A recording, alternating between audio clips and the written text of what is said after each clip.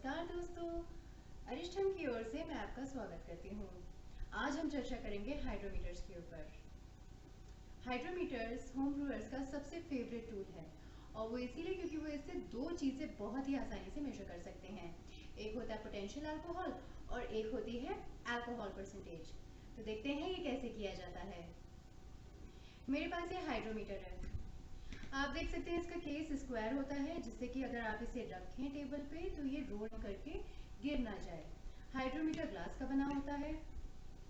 मेरे पास जो हाइड्रोमीटर है ये ट्रिपल स्केल हाइड्रोमीटर है, यानी इससे आप तीन चीजें मेजर कर सकते हैं। एक तो स्पेसिफिक ग्रेविटी, एक ब्रिक स्केल और एक पोटेंशियल अल्कोहल। मुझे हाइड्रोमीटर यूज करने के लिए एक टॉल ग्लास चाहिए होगा। इसे मैंने पानी से भरा हुआ है। फिलहाल हम ये चेक करेंगे कि मेरा हाइड्रोमीटर प्रॉपर्ली कैलिब्रेटेड है या नहीं।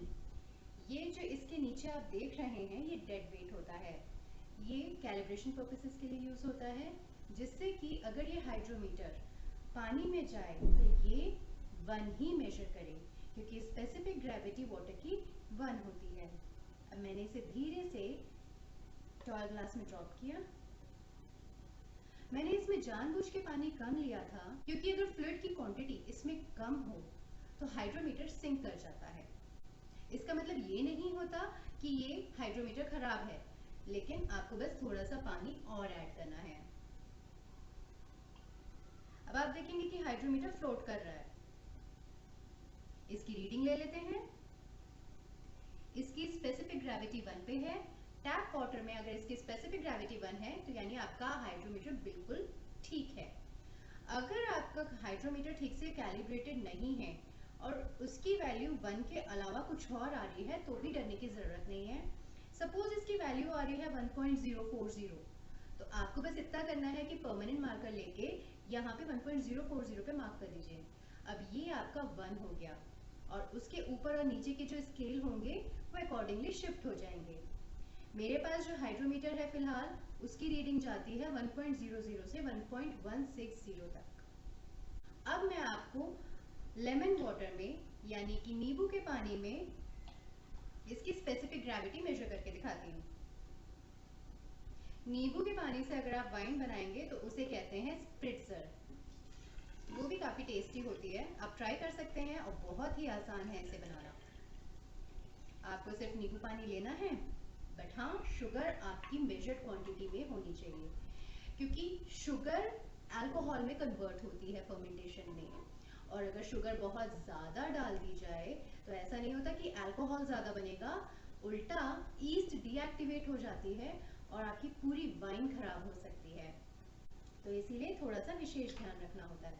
अब मैं इस शुगर सॉल्यूशन में नींबू के पानी में हाइड्रोमीटर ड्रॉप करूंगी धीरे से, क्योंकि अगर आपका हाइड्रोमीटर नीचे की सतह से टकरा जाता है जोर से तो वो टूट सकता है। ये बहुत ही डेलिकेट होता है।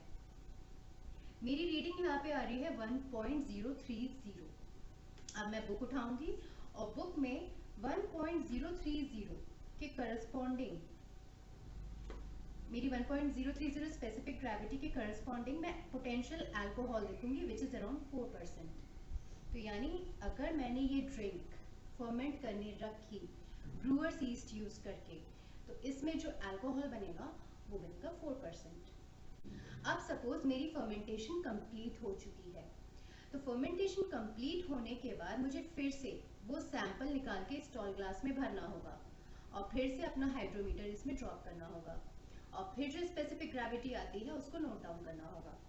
एंड उसके बाद alcohol percentage will be equal to 132.7 original gravity यानी कि 1.030 जो मैंने पहले ली थी माइनस फाइनल ग्रेविटी जो मैं फर्मेंटेशन कंप्लीट होने के बाद लूंगी। तो उससे मुझे एक्चुअल परसेंटेज ऑफ अल्कोहल मिल जाएगा मेरी ड्रिंक में। तो ये था हाइड्रोमीटर के बारे में। अब इसी तरह से ये छोटे वाले हाइड्रोमीटर्स आते हैं, इनको कहते हैं अल्कोहल मीटर्स। ये अल्कोहल परसेंटेज डायरेक्टली कैलकुलेट कर लेते हैं। सपोज आपको कोई एक बोतल दी गई और कहा गया कि इसमें कितना अल्कोहल है, बियर या वाइन की बोतल दी गई और पूछा गया कि कितना अल्कोहल है बताओ, तो आपको इसकी ज़रूरत पड़ेगी। इसके लिए टॉल ग्लास भी अलग आता है। लेकिन इसमें ये ख्याल रखने की ज़रूरत है कि इसके स्केल 0 to 40, 30 to 70 जाते हैं, और ये जो आप ड्रिंक भरेंगे वो डिस्टिल्ड होनी चाहिए। नॉर्मल वाइन या बियर नहीं भर सकते, क्योंकि ये डायरेक्ट अल्कोहल परसेंटेज कैलकुलेट करता है, तो आपको डिस्टिल्ड वाइन या बियर ही चाहिए होगी। अब सपोज आपके पास एक प्रोबायोटिक है, जैसे कि कंबूचा हो गया।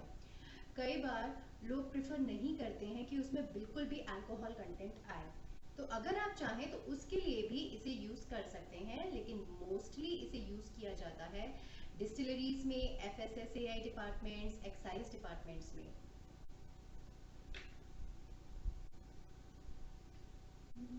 अब मैं आपको बताती हूँ रिफ्रैक्टोमीटर के बारे में। रिफ्रैक्टोमीटर भी एक बहुत इंपॉर्टेंट टूल है। ये इसीलिए इम्पोर्टेंट है क्योंकि अगर आपको वाइन बनानी है और अगर आपको मार्केट जाके फ्रूट सेलेक्ट करने हैं, तो आपको कितनी शुगर कंटेंट का फ्रूट लेना है ये आपको पहले से ही डिसाइड करना होता है।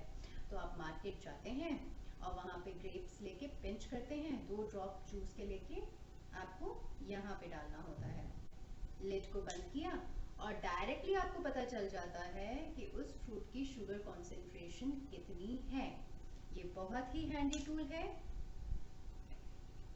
अब मुझे एक बात याद आती है, मेरी एक फ्रेंड थी, उसे कंबूचा लेना था मुझसे, तो उसने कहा कि कंबूचा बनता कैसे है। मैंने कहा कुछ भी नहीं, सिर्फ ग्रीन टी होती है।